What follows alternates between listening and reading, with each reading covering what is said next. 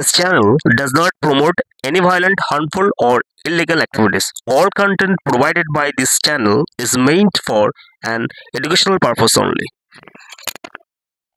নমস্কার বন্ধুরা, all in one YouTube চ্যানেলে তোমাদের সকলকে স্বাগত। তো বন্ধুরা, মুর্শিদাবাদে এক ভয়ঙ্কর ঘটনা ঘটেছে, যেটা হচ্ছে কি একজন ডাক্তারবাবু, সেই ডাক্তারবাবুর মুন্ডহীন দেহ তার নিজেরই ঘরে শায়িত অবস্থায় পাওয়া গেছে বন্ধুরা। তো প্রত্যক্ষদর্শী যারা রয়েছে তাদের কথা অনুযায়ী তার যে স্ত্রী, অর্থাৎ যে ডাক্তারবাবু আশিস মুখার্জি, আমার মোবাইল স্ক্রিনে তার ফটোটা দেখতে পাচ্ছ, এই ডাক্তারবাবুর যে স্ত্রী তার সঙ্গে তার সম্পর্ক ভালো ছিল না। তার স্ত্রী তাকে ছেড়ে চলে যায় এবং তার যে ছেলে বা পুত্র যাই হোক রয়েছে তাকেও নিয়ে চলে যায়। তো সেই শোকে শোকাহত হয়ে ডাক্তারবাবু সবসময় প্রত্যেক দিন ঘুমের ওষুধ খেতেন এবং এইভাবে টেনশন, মানসিক ব্যতিগ্রস্ত ছিল না, অর্থাৎ তার সাইকোলজিক্যাল প্রবলেমের দিকে চলে গেছিলো আর কি।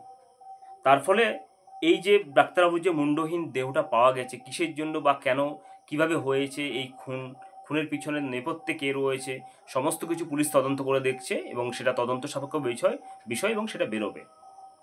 তদন্ত করার পর সমস্ত কিছু জানা যাবে যে কি হয়েছে এই খুনের পিছনে, খুনের মোটিভ, কি ছিল, সেগুলো সমস্ত কিছু জানা যাবে। কিন্তু একটা প্রশ্ন আমাদের মনে বারবার আসছে বন্ধুরা, বর্তমান যে সম্পর্ক, বিবাহের যে সম্পর্ক, তোমরা জানো একটা দম্পতি মানে দুটো প্রাণ, দুটো মানে কি বলবো আর কি, মন, দুটো পরিবার একত্রিত হলেই তবে বিবাহ বন্ধনে আবদ্ধিত হয়। সেটা আজ থেকে ধরো 40 বছর আগে যে বিবাহ বন্ধনগুলো ছিল, সেখানে দেখবে আমাদের যে মা বোনরা, তাদের মধ্যে এখনো পর্যন্ত যে বিবাহ বন্ধন, তারা মানে অনেকের বয়স 70-80 বছর, 90 বছর পর্যন্ত হয়ে যায়। তো তাদের মধ্যে যে একটা ইমমর্টাল একটা বন্ডিং ছিল, তারা যেন এখনো পর্যন্ত আমরা দেখি রাস্তাঘাটে যে সমস্ত বয়স্ক বা বয়স্কা যে সমস্ত মানে দাদু ঠাকুমারা রয়েছে, তারা এখনো একে অপরের প্রতি যে কীভাবে কেয়ারফুল, সেটা কিন্তু বলার অপেক্ষা রাখে না। এখনো পর্যন্ত তারা এত বয়স হয়ে গেছে যে জানে তাদেরকে একদিন এই দুটো হাত একে অপরকে ছেড়ে এই পৃথিবী থেকে বিদায় নিতে হবে। কারো স্থান হবে কবরের, আবার কারো স্থান হবে শ্মশানে। এইভাবে আমার বিভিন্ন ধর্ম অনুযায়ী তাদের যেভাবে রিচুয়ালসগুলো আছে সেভাবে করা হবে। কিন্তু তা সত্ত্বেও কিন্তু তারা আজকে যেন আমরা দেখি সেই মানে কাপলগুলো একমাত্র ইমর্টাল কাপল রয়েছে। তাছাড়া কিন্তু অন্য কারোর মধ্যে আমরা এমন কিছু দেখতে পাই না।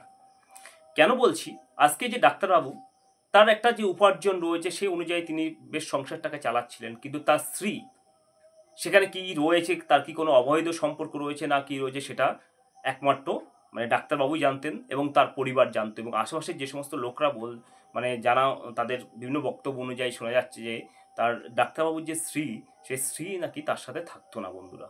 তো এই যে একটা মানসিক অবসাদ, ব্যতিগ্রস্ততা, এর ফলে কিন্তু আজকে এই ঘটনাটা ঘটেছে।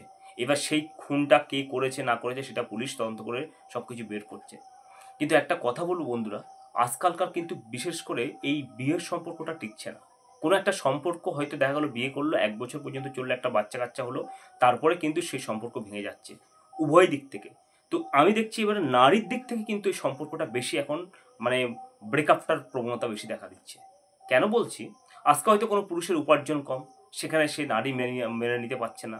হয়তো তাদের লাভ ম্যারেজ হচ্ছে, বিয়ের আগে সে জানতো মেয়েটা সমস্ত কিছু, যে তার এই সম্পর্ক রয়েছে, তার হাজব্যান্ডের এরকম একটা মানে আর্থিক অবস্থা এরকম। তা সত্ত্বেও বিয়ের পর হয়তো দেখা গেলো 1 বছর সম্পর্ক করলে একটা মানে বাচ্চা কাচ্চা হলো, তারপরে সে তার স্বামীকে ছেড়ে দিয়ে চলে যাচ্ছে, অন্য জায়গায় কোনো অবৈধ সম্পর্কে জড়িয়ে পড়ছে, এইভাবে চলছে। এর ফলে একটা ট্রায়াল লাভ অ্যাফেয়ারের ফলে কিন্তু এই খুন বা এই সমস্ত কিছু হচ্ছে বন্ধুরা। এবার দেখি, কিছু ছেলেও আছে যাদের অনেকটা দোষ আছে, তারা কিন্তু এই ড্রিঙ্ক থেকে শুরু করে সমস্ত কিছু এগুলো করে থাকে, যার ফলে একটা পরিবার ঠিকঠাক করে চলতে পারে না। তখন তার স্ত্রীটা ভাবে নিরুপায়, তখন দেখলো যে আমার যে স্বামীকে আমি হাত ধরে এসেছি, সে কীগুলো ড্রিঙ্ক করে এসে তাকে অত্যাচার করছে বা তার উপরে শারীরিক মানসিক টর্চার করছে, ইনকাম করে যেটা আনছে সেটা পুরো শেষ করে ফেলছে পয়সা, তার ফলে সেই মেয়েটা বাধ্য হচ্ছে চলে যেতে। কিন্তু সেই কেসটা খুব রেয়ার, কিন্তু বর্তমানে আমরা দেখছি মানে একটা মেয়ের একটা বিলাসবহুল জীবনযাত্রা তারা চাইছে। মানে তারা হয়তো প্রথম অবস্থায় মানে আবেগের তাড়িত হয়ে বা ভালোবেসে প্রথমে আসলো, সে স্বামীকে ভালোবাসলো, তারপরে সে স্বামীকে ছেড়ে দিয়ে আবার অন্য জায়গায় অবৈধ সম্পর্ক গঠন করছে। এর ফলে দেখবে তোমরা কোর্ট কাছারিতে এখন দেখবে এই ডিভোর্স কেসের সংখ্যা এত পরিমাণে বেড়ে গেছে, বলার মতো না বন্ধুরা। মানে সামনে আমার তো মনে হচ্ছে 2-4-10 বছরের মধ্যে বিবাহ বলে কোনো মানে এই যে একটা সম্পর্ক, সেটা যে চলে আসছে সেটা মনে হয় থাকবেই না, এরকম পরিস্থিতি সৃষ্টি হবে। কি করে থাকবে বন্ধুরা? কারণ এই যা পরিস্থিতি খুবই ক্রিটিক্যাল, এটা বলার কোনো অপেক্ষা রাখে না। এভাবে মানে পরিবারের পর পরিবার ধ্বংস হয়ে যাচ্ছে। ছেলে হলে অনেক ক্ষেত্রে ছেলের পরিবার ধ্বংস হচ্ছে, অনেক ক্ষেত্রে মেয়ের পরিবার ধ্বংস হচ্ছে।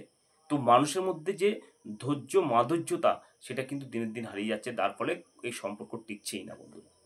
তো আশা করছি যে ইয়াং জেনারেশন যারা আজকে তোমরা একে অপরকে ভালোবেসে একে অপরের হাত ধরে জীবনে সারা জীবন থাকার কমিটমেন্ট করছো, তো সেই কমিটমেন্ট পালন করবে এবং এইভাবে যে পরিবারগুলো ধ্বংস হচ্ছে সেই ধ্বংস হওয়ার হাত থেকে কিন্তু একমাত্র মানুষের মানসিকতাই পারে এই পরিবর্তন আনতে, তাছাড়া কিন্তু কেউই পারবে না। কারণ যতই আইন আনুক, যতই হাইকোর্ট, যতই সুপ্রিম কোর্ট, যতই লোয়ার কোর্ট যাই কিছু বিচার ব্যবস্থা করুক, একটা মানুষ যদি মনে করে যে আমি ওই মেয়েটার সঙ্গে সংসার করবো না, বা একটা ছেলে যদি মনে করে, আবার মেয়ে যদি মনে করে ওই ছেলেটার সঙ্গে আমি সংসার করবো না, তাহলে কোনো কোর্ট কাছারি আদালত কেউ কিচ্ছু করতে পারবে না, তার ব্যক্তিগত ব্যাপার। তাই জন্য বলবো মানসিকতার পরিবর্তন হোক, এই যুব সমাজে পরিবর্তন হোক। আমরা যখন এখন 5G ব্যবহার করছি, 5G ফিফথ জেনারেশন, তো সেক্ষেত্রে আমরা উন্নত হয়েছি, কিন্তু মানসিক দিক থেকে যেন আমরা মোরাল ডিগ্রেডেশন এ পরিণত হয়েছে, অর্থাৎ আমরা মানসিক আমাদের অবক্ষয় হয়েছে। তাই সায়েন্স অ্যান্ড টেকনোলজির উন্নয়ন সঙ্গে সঙ্গে আমাদের মানসিকের উন্নয়ন প্রয়োজন, যাতে করে সংসার থেকে বিবাহ নামক যে আমাদের যে কাস্টম ট্র্যাডিশন সেটাও যেন টিকে থাকে। তো বন্ধুরা, আজকে ভিডিওটা একটুখানি ভালো লাগলে লাইক শেয়ার সাবস্ক্রাইব করবে। ধন্যবাদ।